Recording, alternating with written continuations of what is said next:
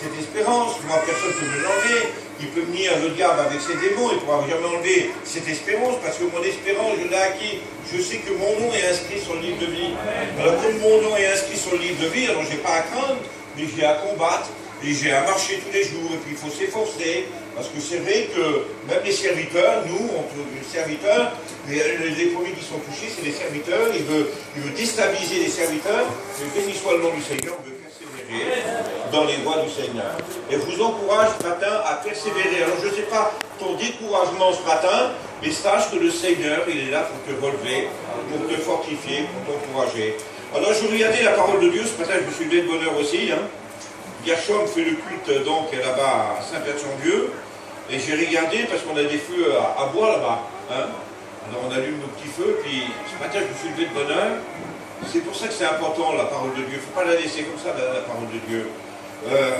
Des fois on a le droit de prêcher, puis dire, ça y est, on a le message. Et il y a des fois, il faut trouver la pensée du Seigneur.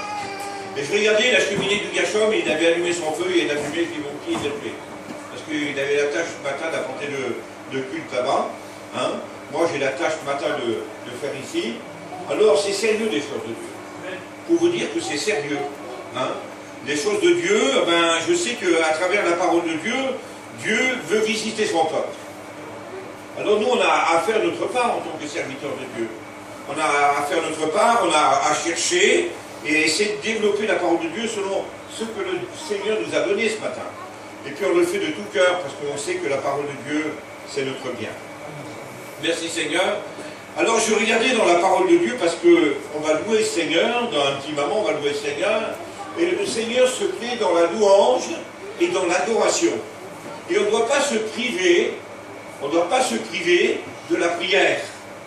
Le but du chrétien, l'âme du chrétien, c'est la prière. Il faut prier. Il faut que cette timidité tombe. S'il y a une timidité qui s'est installée, il faut la détruire, il faut l'écraser, parce que le Seigneur nous donne toute autorité. Et puis on veut servir le Seigneur, même si on n'a pas le langage. Qui a le langage? On est des voyageurs, on a des mots qui ne sont pas français des fois, on cabosse le français, mais béni soit le nom du Seigneur, le Seigneur nous connaît. Il a misé sur nous, le Seigneur. Alors il veut écouter ta voix. C'est bien de dire une place. C'est bien de dire Amen, c'est bien, merci Seigneur, mais il faut prier, il faut chanter, il faut glorifier le nom du Seigneur, parce que réaliser que le Seigneur, ce qu'il nous a donné, et moi je le réalise souvent, je me rappelle de mon état auparavant, comment j'étais, et je me rappelle maintenant, Seigneur, quelle grâce, quel privilège d'y appartenir. Alors moi je vais limiter le Seigneur ce matin, je ne vais pas chanter, je ne vais pas prier. Non, un chrétien prie, un chrétien sert son Seigneur, parce que le Seigneur nous a donné une tâche à chacun d'entre nous, et on doit l'accomplir. On doit l'accomplir. Je ne sais pas ta tâche que le Seigneur t'a donnée, il t'a donné un travail, et tu dois l'accomplir. Mais il y en a un qui veut t'arrêter sur le chemin, c'est le diable, on va en parler. Il se sert de beaucoup de choses pour arrêter les chrétiens. Et là, il y en a qui tombent dans le panneau, parce qu'ils n'ont pas été vigilants. Alors ils tombent dans le panneau, et puis quand on tombe dans le panneau, après automatiquement, il y a une décadence spirituelle, et on pratique après, si vous voulez, les choses du monde. Et puis il y a ce partage. Mais Dieu, il ne veut pas qu'il y ait de partage. Il te veut tout entier. C'est ça la différence. C'est qu'il te veut tout entier. Alors je vais faire une première lecture, après, je voudrais que Rudy prie pour moi après, parce que j'ai besoin de la grâce du Seigneur. Voilà, merci Seigneur. Voilà, je voudrais, en introduction, présenter cela. C'est le psaume de David, psaume 100, et tout le monde le connaît. Et je voudrais faire la lecture. Poussez vers l'Éternel des cris de joie, vous tous habitants de la terre, servez l'Éternel avec joie, avec allégresse, en sa présence. Sachez que l'Éternel est Dieu, c'est lui qui nous a fait, et nous lui appartenons. Nous sommes son peuple et le troupeau de son pâturage. Entrez dans ses portes avec des louanges et dans ses parvis avec des cantiques. Célébrez son nom, car l'Éternel est bon et sa bonté durera toujours et sa fidélité de génération en génération. Voilà, Amen. Je voulais faire cette lecture parce que de génération en génération, les anciens qui étaient avant, ils ont loué le Seigneur comme on va le louer ce matin, ils avaient les mêmes réunions que nous, et c'est la continuité, on continue toujours, on relève on relève un peu, on relève ce que le Seigneur veut nous donner. On veut tenir le flambeau. Et chacun d'entre nous, on a une tâche donc à faire. Alors on veut louer le Seigneur, célébrer son nom, ça veut dire de le louer, de l'adorer, de le célébrer. Hein? Louer son nom, c'est quelque chose de formidable. Parce que Dieu, je vous l'ai dit au départ, il se plaît dans la louange. Et puis béni soit le nom du Seigneur qui se plaît dans la louange. Parce qu'il nous a changé notre cœur. Alors ce matin, on va laisser la place à la parole de Dieu. On va se laisser conduire par le Saint-Esprit, parce que je sais que le Saint-Esprit comprend beaucoup de choses. Je voudrais que vous priez pour moi. Il y avait une goutte d'eau, les frères.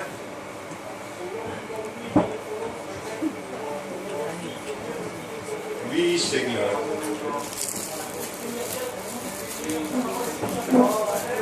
Oui, Jésus.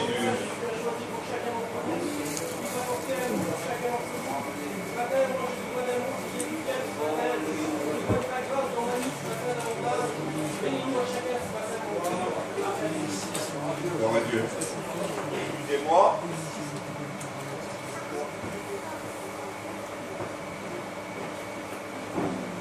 Voilà, merci Seigneur. Voilà, moi je voudrais vous parler ce matin du combat. Parce que c'est vrai qu'on a un combat. On a un combat à livrer, mais béni soit le nom du Seigneur. Dans ce combat, il y a une femme. Hein, et toute espérance, nous c'est le ciel. Hein, c'est la gloire du Seigneur. Alors on est sur ce chemin, et puis il y a des embûches, il y a des difficultés, il y a des problèmes. Mais le Seigneur est avec nous. Alors on n'a pas à craindre. Si l'ennemi a posé des fois des choses de l'extérieur de ton cœur, il ne faut pas écouter surtout ce que l'ennemi veut te donner, mais écoute la voix du Seigneur. La voix du Seigneur nous conduira toujours dans le bien, à faire le bien, toujours à marcher de progrès en progrès. Et le Seigneur nous donne des capacités. C'est-à-dire que Dieu est avec nous, et la Bible nous dit qu'avec Dieu, on fait des exploits. On fait des exploits. Qui n'a pas fait d'exploits avec le Seigneur?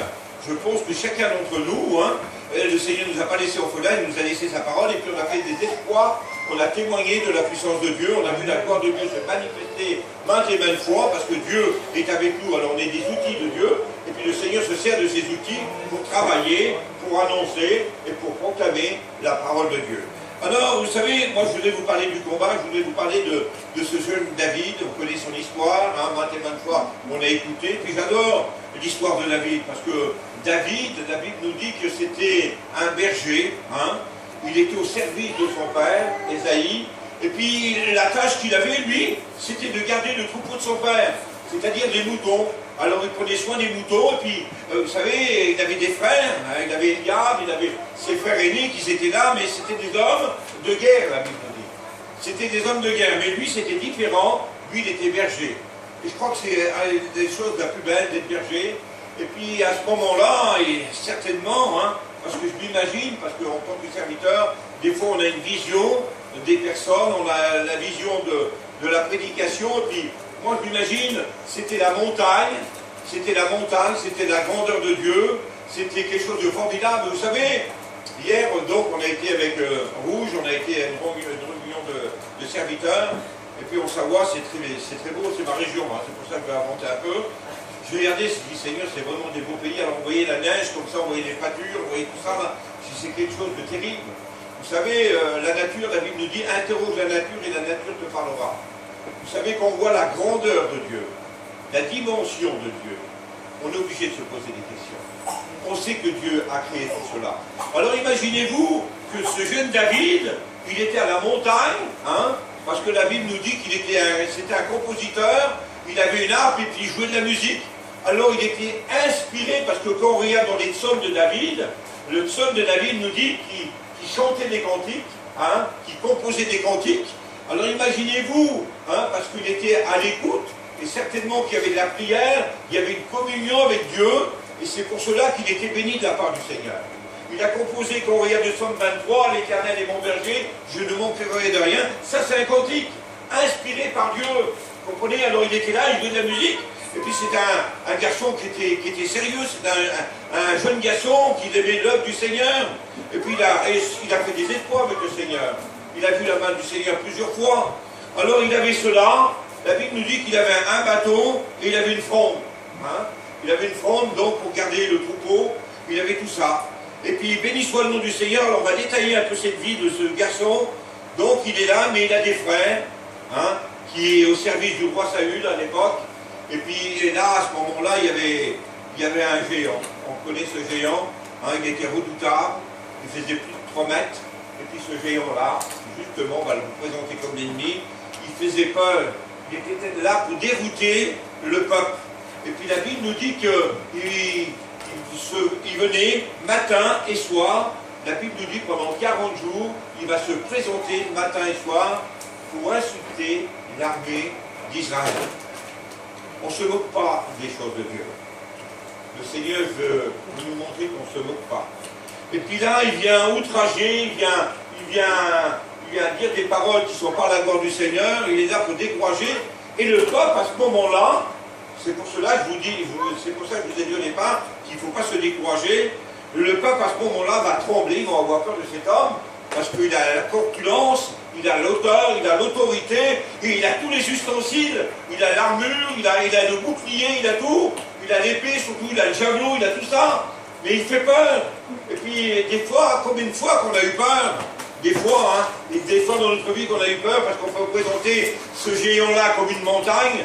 Des fois, il y a des montagnes qui se lèvent devant nous, et des fois, la crainte est là, aussi bien pour la maladie, aussi bien pour nos familles, on a la crainte des fois.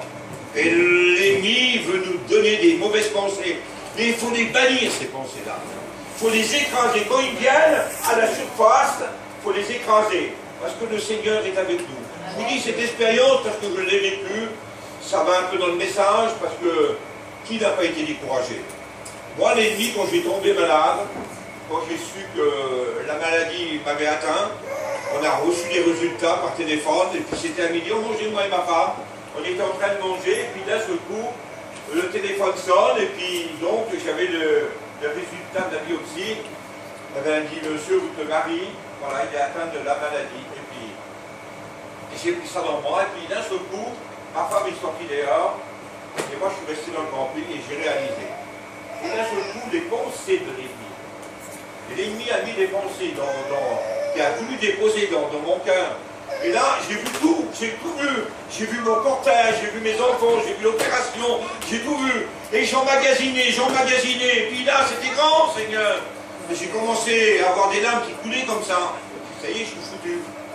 Et béni soit le nom du Seigneur. Je dis béni soit le nom du Seigneur. Parce qu'il y a des écrits qui sont là, il y a des promesses pour nous. Hein, de s'appuyer sur ces promesses. Et d'un seul coup, j'ai pris la parole de Dieu dans mon cœur, pas pris comme ça, mais je l'ai pris dans mon cœur. Je me suis rappelé des textes de la parole de Dieu et j'ai dit stop. J'ai stoppé l'ennemi. On a l'autorité de le stopper. Je l'ai arrêté. J'ai dit non. Ma destinée est dans tes voies. Et j'ai commencé à glorifier le nom du Seigneur. Et je vous dis de la part du Seigneur, à ce moment-là, l'angoisse est partie. L'angoisse est partie, tout est parti, et la paix de Dieu qui surpasse toute intelligence, je voulais de la recevoir. C'était particulier, j'ai la maladie, non maintenant tu te lamentes, tu te mets dans un coin, et non, j'ai pas voulu faire cela. J'ai glorifié le nom du Seigneur. J'ai glorifié le nom du Seigneur et j'ai fait mon Dieu, parce qu'on a un grand Dieu. Alors pour vous dire que des fois il y a des attaques, il y a des fois des difficultés, alors certainement que ce jeune David, on va voir, il va livrer un combat à cet ennemi. Il va livrer un combat. Alors là, la parole de Dieu nous dit que donc cet homme-là, le jeune David, il est au service de son père. Et puis vous savez qu'on est au service de son père, on écoute les parents. Il y a une éducation qui se fait, automatiquement on écoute. Hein. On élève nos enfants, bon, c'est dans le bien, on les élève dans le bien. Il y en a qui les élèvent dans le mal, mais nous, on les élève dans le bien. Et puis certainement c'était des paroles, parce que c'était un foyer du Seigneur, parce qu'ils aimaient leur Dieu. Alors il y avait toute l'éducation, il y avait tout cela. Et puis le jeune homme, il avait expérimenté tout seul déjà. Parce que la Bible nous dit qu'il a fait des exploits avec le Seigneur. Parce que la Bible nous dit quand il gardait les troupeaux de son père, à ce moment-là, quand il venait un lion, quand il venait un ours, enlever la brebis, la brebis qui était là, qui gardait, il avait des capacités. Il avait des capacités de courir après cette personne, après le lion, et il avait la capacité de prendre le lion, l'arracher, le tuer. Vous voyez les capacités? Dieu nous donne des capacités. Je vous dis de la part du Seigneur, qui c'est qui peut se battre contre un lion ce matin? Personne. Mais il y a des lions invisibles qui sont là. on peut les combattre. Et ils se trouvent des fois dedans, chez nous, des fois ils veulent s'installer chez nous. Et tu as le pouvoir de les enlever, de les arracher. Tu demandes l'aide du Seigneur et le Seigneur les enlève. Et à ce moment-là, quand il les enlève, ben c'est la victoire. Parce que le lion veut s'installer. Mais tu as toute autorité sur le lion ce matin. Parce que tu es le grand Dieu qui est partout, qui est parmi nous ce matin. Alors béni soit le nom du Seigneur. Alors il va tuer ces lions, il va les arracher, puis béni soit le nom du Seigneur. Là, il a expérimenté la puissance de Dieu. On expérimente la puissance de Dieu. Mais le Seigneur nous donne à aller plus loin. Vous savez, une vie chrétienne, c'est pas monotone. Une vie chrétienne, c'est de progrès en progrès. On avance et on fait des espoirs avec le Seigneur. La Bible nous dit qu'avec Dieu, vous ferez des espoirs. Et la Bible nous dit dans Ésaïe 30 et 15, c'est dans le calme et la confiance que sera ta force. Ta force, tu la trouves dans le Seigneur. Va pas t'appuyer ailleurs. Va pas t'appuyer sur ta famille. Va pas t'appuyer sur tes amis. Il est fort, lui, non? Appuie-toi sur Jésus ce matin. Et là, tu ne seras jamais déçu. Alors, béni soit le nom du Seigneur. Alors là, on va voir un peu, parce que là, il doit se livrer un combat. Et Seigneur, quel combat. Quel combat qu'on doit livrer, Seigneur. Alors, tu vas me dire, Joël, c'est pas facile la vie chrétienne. Personne n'a dit que c'était facile la vie chrétienne. La vie chrétienne, c'est une vie de combat. Parce que tout ce qui veut venir de l'extérieur, on ne doit pas l'accepter. Parce qu'il n'y a pas de compromis dans les choses de Dieu. Dans le travail, hein, dans les choses qu'on doit faire, on est sérieux. Il faut être sérieux dans les choses de Dieu. Dieu veut t'imposer quelque chose de bon. Il y a des cadeaux pour toi. Les cadeaux de Dieu, ils sont pleins. Le ciel est rempli de cadeaux. Et c'est à toi de les saisir ce matin. C'est à toi à obtenir ces cadeaux. Alors tu vas me dire, mais comment j'aide? Ben, tiens-toi dans la fidélité. Tiens-toi dans tes réunions. Sers le Seigneur. Engage-toi. Et tu auras des trésors. Je dis de la part du Seigneur, tu auras des trésors. C'est pour cela que le jeune David, il était rempli de la présence du Seigneur. C'est pour cela que le Seigneur, il avait vu David en train de garder des troupeaux. Il a dit, je vais choisir un fils, je vais choisir quelqu'un de Ésaïe, un de ses fils. Alors il a 7 frères. Il y a Eliab l'aîné, c'est un homme de guerre, il a la corpulence, il a tout. Hein, il a tout, je vous dis franchement, c'est un homme même qui est assez fort. Quand on regarde la parole de Dieu, il est assez fort. Et Samuel, le prophète, le prophète Samuel, quand on sera un prophète, même Samuel, il va avoir des regards sur lui. Il va dire certainement, c'est le roi de l'Éternel. Et il va se tromper. Le Seigneur va dire, regarde pas à la hauteur, regarde pas à l'apparence. Le Seigneur regarde au cœur. Il sait que c'est pas lui. Il sait que c'est pas lui, parce qu'il a dit, va, ils ont passé un par un, la Bible nous dit. Ils vont passer un par un devant cet homme, et ils vont passer, parce qu'il doit être, le Seigneur veut voir un enfant d'Israël. Il veut voir un fils d'Ésaïe. Alors ils vont passer un par un, et puis il n'y en a aucun qui va être reçu. Il a 7 frères, Ésaïe, David, et ils vont passer un par un, mais il n'y en a aucun qui va être reçu. Alors, je voulais faire cette lecture pour qu'on comprenne bien, hein, parce que c'est important.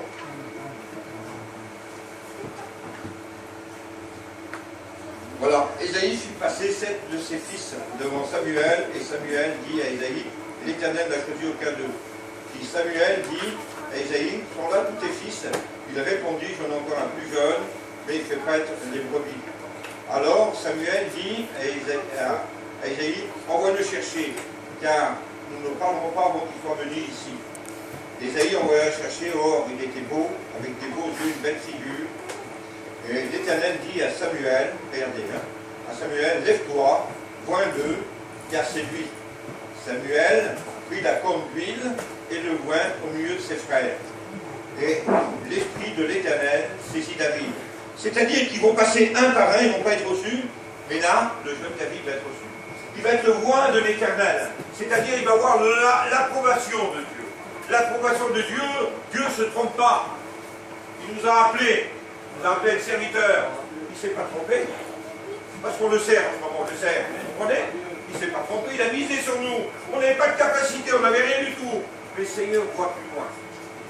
Il voit plus loin. Moi, jamais, je vous dis de la part du Seigneur, jamais j'aurais pensé des serviteurs. Je n'avais pas le langage, Hein? J'avais pas le langage, j'avais pas la lecture, j'avais rien de tout ça, moi. Le Seigneur a misé sur moi. Il prend les choses folles pour conforter les grands. Il a besoin de ses ouvriers. C'est pour cela que je vous dis que le Seigneur peut donner des capacités à chacun d'entre nous, madame. Il peut donner des capacités à chacun d'entre nous. Or là, il va loin. Alors imaginez-vous qu'on est loin du Seigneur. L'approbation de Dieu, Seigneur, c'est quelque chose de formidable. Parce que Dieu a ce jeune David, il avait déjà puisé la puissance de Dieu, puis là, en plus, il est loin. Alors là, il doit livrer un combat. Il doit livrer un combat, et puis son père l'envoie. Son père l'envoie vers ses frères pour savoir si ses frères se portent bien. Alors qu'est-ce qu'il va faire? Il va descendre, et puis son père va remettre de la nourriture pour ses frères, descendre en bas pour ses frères, et dit, tu me donneras des nouvelles à ton retour pour mes fils, parce qu'un père c'est du souci pour les enfants. Et puis le jeune David, il est au service de son père, il va descendre, et quand il va descendre, automatiquement il va écouter des injures, il va écouter blasphémer. Ça, c'est l'ennemi qui blasphème. Ça, c'est l'ennemi qui blasphème. Alors lui, il est outragé dans son cœur. Vous savez vu, des fois, quand il y a des vilaines paroles, même parmi les chrétiens, hein, des fois, il y a des paroles qu'on ne doit pas écouter. Ça nous tue à l'intérieur. Parce que la Bible nous dit que nous sommes le temple du Saint-Esprit. On est le temple du Saint-Esprit. Et rien de souillé, rien de malhonnête doit habiter notre cœur. Parce que le Seigneur a mis la sainteté, la pureté, l'honnêteté, la vérité de sa parole. Il a déposé cela. Et on n'a pas le droit de toucher aux choses interdites. Alors béni soit le nom du Seigneur. Alors lui, il est outragé. Parce qu'il connaît son Dieu. Comment? Ils insultent l'armée d'Israël. C'est-à-dire l'armée d'Israël, c'est l'armée de Dieu. Vous comprenez dans le sens? Parce qu'ils pratiquaient la loi, ils pratiquaient les choses du Seigneur. Alors ils étaient là à mettre dans la pratique, et d'un seul coup, il y en a un qui se met là, et puis il veut faire peur. Là, c'est quelque chose de terrible. Alors qu'est-ce qu'il va faire? Il va le trouver. Et avant de le trouver, la Bible nous dit qu'il sait qu'il doit livrer un combat. Et puis comme il est le roi du Seigneur, il va aller au torrent, la Bible nous dit. Je vous explique, hein, pour imaginer un peu, ça on comprend mieux. Il va aller au torrent parce que lui, comme je vous ai dit au départ, il avait une fronde. Il n'avait pas d'épée, il n'avait rien. Il y avait une fronde, qu'est-ce que c'est une fronde? Devant un javelot, devant une épée, c'est rien du tout. Et puis, il avait des capacités, je vous l'ai dit. Alors il va prendre, dans le torrent, il va prendre Saint-Pierre. Et puis il va commencer certainement à se mettre à genoux, à chercher Saint-Pierre poli. Certainement que c'était accompagné de la prière. C'est moi qui dis ça, hein. Certainement qu'il y avait la prière, on m'a dit, tu dois livrer un combat, Seigneur. Alors, je fais ta volonté, mais je vais prendre Saint-Pierre. Et puis il prend ses Saint-Pierre et il les met dans sa gibecière. C'est-à-dire qu'il les met dans sa poche et il part. Et il part. Et puis béni soit le nom du Seigneur, je voulais faire cette lecture dans la parole de Dieu. Regardez ce qu'il est écrit. 17, 43. Le Philistin dit à David, je suis un chien, pour que tu viennes à moi avec un bâton. Et après l'avoir maudit par ses dieux, il ajouta, tu viens vers moi, je te donnerai de la chair aux oiseaux du ciel et aux bêtes des champs. Aux bêtes des champs. David répondit aux Philistins, tu marches contre moi avec l'épée, la lance, le javelot. Moi je marche contre toi au nom de l'Éternel des armées, le Dieu des armées d'Israël, que tu as insulté. Aujourd'hui, l'Éternel te livre entre mes mains. Je t'abattrai et je te couperai la tête aujourd'hui. Voilà la réponse de David. Ça y est, t'en as fait trop. Tu as voulu déstabiliser, tu as voulu mettre la crainte, maintenant je suis en face de toi. Et un chrétien ne doit pas reculer devant le problème. Un chrétien ne recule pas, un chrétien avance.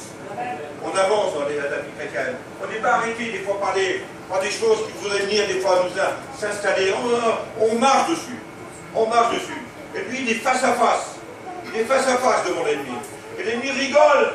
On dit, j'ai un enfant devant moi. Tu viens avec un bâton. On dit, tu viens avec un bâton. Tu es un gardien de troupeau. Qu'est-ce que t'as? Tu as juste un bâton, une fronde. Mais moi je viens au nom de l'Éternel des armées. C'est pour cela que je vous ai dit, avec Dieu on fait des espoirs. Et quel espoir qu'il va faire? Normalement, personne n'aurait misé. S'il avait fallu miser, la grandeur, hein, l'autre qui était assez petit, mais c'est pas logique. il va se faire tuer, il va se faire défoncer. Mais non, avec Dieu on fait des espoirs. Amen. Et je bénis le nom du Seigneur, vous savez pourquoi? Parce que le début du réveil chez nous, je vous dis ça en parenthèse, le début du réveil, le Seigneur n'a pas pris les grands cerveaux, hein. Il a pris les petits du vide qui étaient derrière les buissons. Il a pris des personnes sans instruction. Mais il a regardé au cœur, comme je vous l'ai dit tout à l'heure. Amen. Il a regardé au cœur et puis il a placé des hommes. Et je bénis le nom du Seigneur qui a placé des hommes. Il a suscité des hommes dans notre peuple. Ça a commencé par les dieux vides. Personne n'a révisé sur ces personnes. Arriérés, dans les buissons, au bord des rivières, avec les chevaux. Le Seigneur avait misé sur ces personnes. Vous comprenez? Le Seigneur avait misé sur David. Il n'avait pas misé sur ses frères, il avait misé sur David. Celui qui était à part. Parce que certainement, vers les dieux vides, il y avait la prière, il y avait la communion. C'était le début du réveil. Je me rappelle, ma mère me l'a dit. Moi, quand il y a eu le problème chez nous, c'est là qu'ils sont tous convertis. C'est quand j'avais 5 ans, que la marmite m'est tombée dessus et que j'ai été brûlé. Ils m'ont transporté à l'hôpital et j'ai été vraiment, vraiment brûlé. Et puis ils m'ont ramené à la voiture, et puis à la voiture c'était des pansements, c'était des bandages autour de la jambe, et la jambe suppurée. Ça paraît que la jambe n'était pas terrible, ma mère me disait. Mais béni soit le nom du Seigneur. Là, sur la place, c'était les premiers serviteurs. Moi, j'ai 65 ans, hein, alors comptez, ça fait 60 ans, hein, ça fait 60 ans de ça. Ma mère, elle a fait appel aux serviteurs. Pourquoi elle avait écouté? Il y avait un serviteur qui a posé les mains au nom du Seigneur et les malades seront guéris. Alors, qu'est-ce qu'elle a fait? Elle a vu son enfant qui était mal. Qu'est-ce qu'elle a fait en tant que mère? Elle a été chercher le serviteur est venu. Et le serviteur est venu, puis c'était le début du réveil. Alors tout le monde croyait que c'était, je m'excuse du mot, hein, tout le monde croyait que c'était des choses diaboliques. Vous comprenez? Tout le monde croyait que c'était bizarre, parce que c'était le début du réveil. Personne ne savait que c'était l'évangile. Mais l'homme, il n'a pas fait attention à mon père, parce que mon père, il était contrarié que cet homme est venu là pour prier pour moi. Mais l'homme, il n'a pas fait attention à mon père. Et l'homme, il a prié pour moi. Et quand il m'a imposé les mains, à ce moment-là, ça paraît que j'ai commencé à pleurer. Alors mon père regardait ma mère, on dirait, qu'est-ce que t'as fait au petit? Et l'homme de Dieu, parce qu'on peut dire que le Seigneur a choisi des hommes, l'homme de Dieu, il avait la foi, puisqu'il m'a imposé les mains. Il n'a pas écouté mon père à côté, mais il a écouté son cœur, ce que le Seigneur disait à ce moment-là. Et il a dit, enlève-y la bande maintenant. Et ma mère, qu'est-ce qu'elle a fait? Elle a délié la bande, la bande s'est venue à la jambe, et la guérison était là. La gloire de Dieu s'est manifestée. Le miracle, ma mère elle venait de le voir, parce qu'auparavant elle faisait des pansements, elle venait de voir la puissance de Dieu. Alors, devant la puissance de Dieu, qu'est-ce qu'elle a fait? Automatiquement, quand on reçoit quelque chose de bon, on essaye de savoir, on essaye de s'avancer davantage, automatiquement, elle a été convertie sur le champ. Elle a été convertie sur le champ, puis là c'était les premières conventions. On allait aux conventions, c'était pas comme maintenant, hein. Il y avait quelques campings. Alors c'est pour cela, moi, j'ai été élevé, si vous voulez, dans les choses de Dieu, hein, très jeune, on a été éduqué dans les choses du Seigneur. Et après, il a fallu faire un choix, vous comprenez? Parce que le monde s'est ouvert, et puis on a pratiqué les choses du monde, comme tout le monde, et puis on était loin du Seigneur, mais Dieu nous a rappelés. Et puis béni soit le nom du Seigneur, ce petit-là est là. Hein. C'est un serviteur de Dieu maintenant. Pourquoi? Parce qu'on a été à l'écoute de Dieu, il y a eu l'instruction, hein, il y a eu l'instruction, il y a eu la prière. Ma mère, elle a jeûné 12 ans pour nous, pour les garçons. Parce qu'on était des garçons difficiles. Nous, on faisait les fêtes, c'était la bagarre, c'était les machins. Et puis moi, je ne passais pas sur les histoires. Je me batte. Alors voilà, je me battais souvent. Mais elle me disait, mais comment je vais faire? Puis un jour, elle a été trouvée le frère Jacob. Elle dit, Jacob, je ne sais pas comment ils vont se convertir les petits. Il dit, tu veux un conseil? Thierry dit. Ma mère, elle s'appelle Thierry, hein, pas la vache Thierry, hein, Thierry. Il dit, tu veux les gagner, tes enfants? Il dit, tiens-toi dans la prière, c'est pour ça que je t'ai dit au départ, il faut prier. Amen. Il dit, tu vas jeûner, tu vas voir, tu vas les gagner, tes enfants. Et qu'est-ce qu'elle a mis? Elle a mis en considération. Parce que c'est bien d'écouter, c'est bien de le faire vous savez, en pratique, il faut faire. Et puis elle a jeûné 12 ans pour nous, c'est pas 1 an, c'est pas 2 ans. Tous les dimanches, elle jeûnait pour nous. et un par un, on s'est convertis. C'est-à-dire maintenant, tous mes frères, toutes mes sœurs, mes parents, qui les ont encore, hein, avec la grâce du Seigneur, on est tous convertis. Mes neveux, mes nièces, les petits-enfants, toute notre famille, je dis bien toute notre famille, et les petits-enfants et tout, on est tous convertis. Pourquoi? Pour la persévérance. Ah ben, le jeune David, il a persévéré, le Seigneur l'a oint, et puis béni soit le nom du Seigneur. Il va se trouver face à face devant ce géant, et il doit livrer un combat. Et devant le combat, la Bible nous dit qu'à ce moment-là, il va mettre la pierre dans la fronde, ça, pour vous rappeler, hein, il prend la pierre et il court au devant. Il ne s'arrête pas, hein, il court au devant. C'est-à-dire qu'on peut courir avec le Seigneur. On peut marcher, puis on peut courir. Vous savez, il faut se rappeler du temps que le Seigneur veut nous rappeler ce matin, qu'il ne faut pas s'arrêter, mais qu'il faut marcher, qu'il faut continuer dans le chemin du Seigneur. Alors là, il va prendre la fronde, et la pierre va partir. Pourtant, lui, il avait tous les ustensiles. Il avait le casque, il avait le bouclier, il avait tout. Il avait cette cuirasse qui était en fil de fer, là, si vous voulez. Et puis là, c'était pour arrêter tous des épées, tout ça. Mais là, il y avait une place là, qui était là sur le front. La pierre a été sur le front. Oh, certainement que Dieu était dans le coup, hein, certainement. La pierre va se diriger, et puis la Bible nous dit qu'à ce moment-là, il va prendre la pierre, et ce grand géant qui faisait peur, celui qui était là pour outrager, pour faire peur, la Bible nous dit qu'il va tomber face contre terre. C'est-à-dire que l'ennemi mangera de la poussière pour sa vie. Lui qui a voulu insulter, il va tomber face, hein, de son orgueil, hein, dans sa grandeur, il va tomber face contre terre. C'est-à-dire qu'il va manger de la poussière en plus. Hein, imaginez-vous la tête dans la poussière, mais il ne faut pas s'arrêter là. Des fois, on a fait des espoirs avec le Seigneur, mais le Seigneur nous demande d'aller plus loin. Alors, tu vas me dire, mais comment? Oui, parce que des fois, il y a des choses anciennes qui peuvent se réveiller encore. Certainement, des fois, il aurait pu se réveiller, cet homme-là. Alors, il faut trancher, il faut couper. Il y a des choses ce matin qu'il faut couper dans le cœur. Il y a des passions, des fois, même, qui sont installées chez les chrétiens. Je dis bien, les chrétiens, des fois, on a tendance à redouter encore avant, comme auparavant. Alors, il faut couper. Le Seigneur nous demande de couper. Alors, qu'est-ce qu'il va faire? Il va courir une deuxième fois, et il va enlever du fourreau, il va enlever l'épée qui était à cet homme-là, et puis il va y trancher la tête, c'est-à-dire qu'il va couper. Là, l'ennemi est mort. Vous comprenez?